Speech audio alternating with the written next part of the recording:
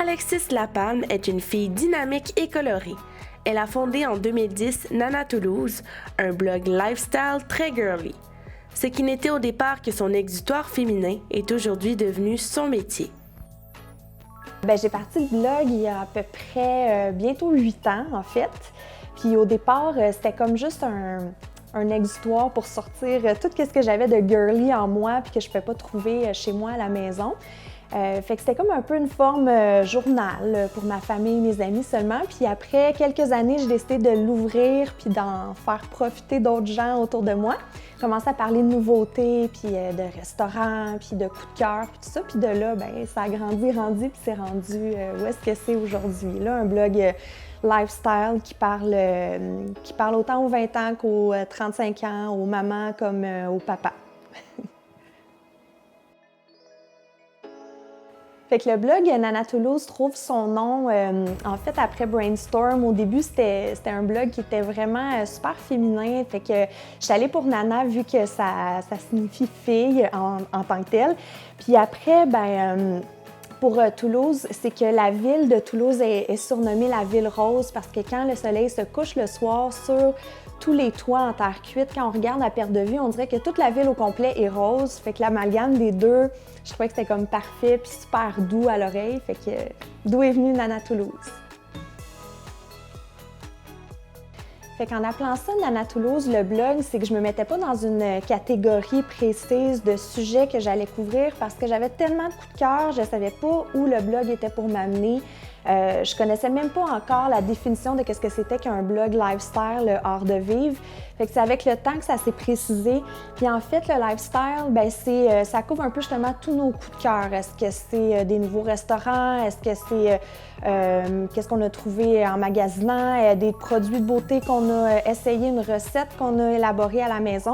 Fait qu'avec cette diversité de sujets-là, on n'est jamais jamais à court d'idées, disons. Fait que c'est super original, puis c'est ça qui fait que c'est le fun de nourrir ce blog-là. Fait que derrière la bannière Nana Toulouse, je ne suis pas toute seule à faire fonctionner ce blog-là. J'ai des collaboratrices avec moi qui sont apparues au travers des années. Si on recule dans les débuts, je me suis rendu compte que l'offre était beaucoup plus grande que ce que j'étais capable de fournir. Donc, j'ai demandé à 2 amis de se joindre à moi puis de m'aider à rédiger des articles. L'expérience était comme super le fun, puis ça m'a inspirée à aller à la recherche de d'autres collaboratrices pour se joindre à l'équipe. Tranquillement, pas vite, ça a pris de l'ampleur. Puis quand je dis pas vite, en fait, ça a décollé. On était 15 à faire fonctionner le blog ensemble. Puis de là, c'était super, mais ça m'a permis de me rendre compte que le côté gestion qui venait avec avoir 15 collaboratrices ne répondait pas nécessairement à mes besoins. J'aime ça être proche de mes filles qui écrivent avec moi, donc proche des lecteurs aussi en même temps. Le juste milieu pour moi, ça a été de trouver 7 filles au total avec qui j'écris depuis déjà presque 3 ans. Ces filles-là viennent de partout au travers de Montréal. Il y en a une qui est même en Europe. Chacune apporte son grain de sel et sa personnalité au blog. Puis j'ai des filles autant jeunes qu'un petit peu plus vieilles. Puis je pense que c'est ça qui fait que le contenu répond à la demande de bien des gens.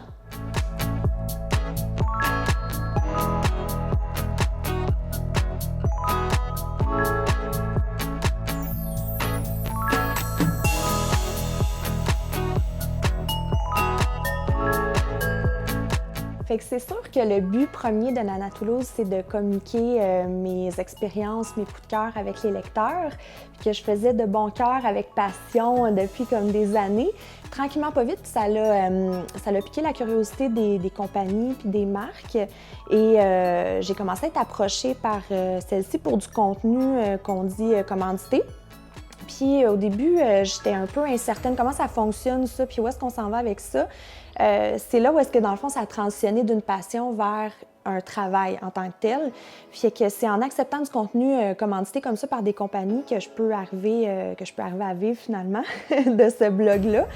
Le contenu fonctionne avec une compagnie qui va m'approcher puis qui va me faire part de son produit, va me demander mes impressions sur le produit, puis éventuellement va me demander d'écrire un article en livrant mes impressions au lecteur.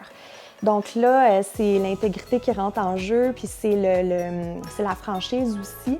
Fait que je sais que les lecteurs s'attendent que si je parle d'un produit, c'est parce que je l'ai essayé, je l'ai testé, je l'ai approuvé, puis ils vont avoir leur juste avec moi ou mes filles qui ont essayé aussi.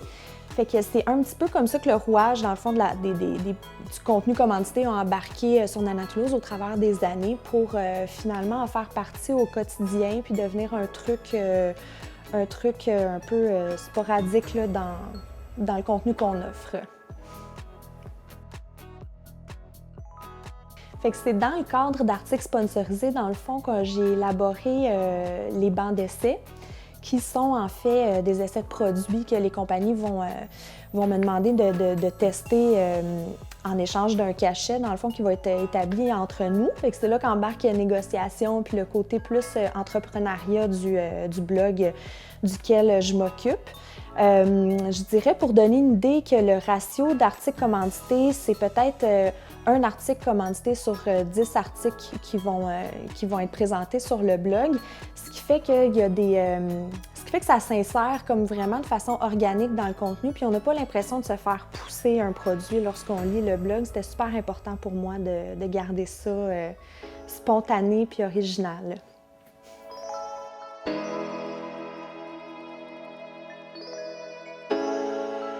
Dans les tout débuts de Nana Toulouse, j'exerçais le tout sous le titre de blogueuse, en fait.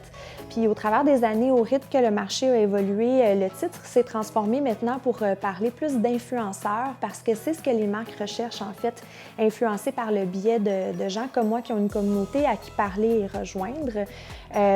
Puis ça, bien, ça vient avec son lot de super avantages, comme par exemple essayer une nouvelle voiture pendant une semaine ou encore me faire transporter en hélicoptère au Mont-Tremblant pour faire de la survie.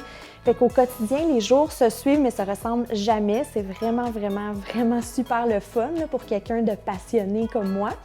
Mais je dois admettre que ça vient aussi avec son lot de désavantages, c'est-à-dire que il faut constamment le nourrir, le blog. C'est comme ça qu'on en assure la survie.